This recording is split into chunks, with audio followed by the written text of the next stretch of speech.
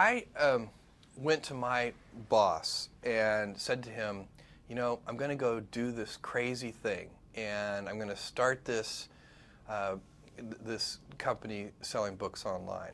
And this is something that I had already been talking to him about in a sort of more general context. But then he said, let's go on a walk. And we went on a 2-hour walk in Central Park in New York City.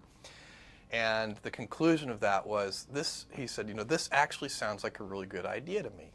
But it sounds like it would be a better idea for somebody who didn't already have a good job.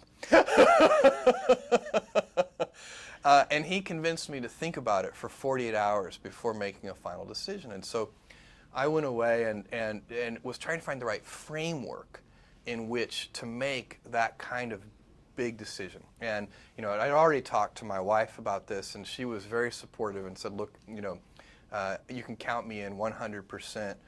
Whatever you want to do. It's true. She had married this kind of, fairly stable guy in a stable career path, and now he wanted to go do this crazy thing, but she was 100% supportive. So it really was a decision that I had to make for myself. And the framework I found, which made the decision incredibly easy, was what I called, which only a nerd would call, a regret minimization framework. So I wanted to project myself forward to age 80 and say, okay, now I'm looking back on my life. I want to have minimized the number of regrets I have. And I knew that when I was 80, I was not going to regret having tried this. I was not going to regret having wanted, trying to participate in this thing called the internet that I thought was going to be a really big deal.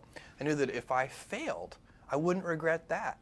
But I knew the one thing I might regret is not ever having tried. And I knew that that would haunt me every day. And so when I thought about it that way, it was an incredibly easy decision.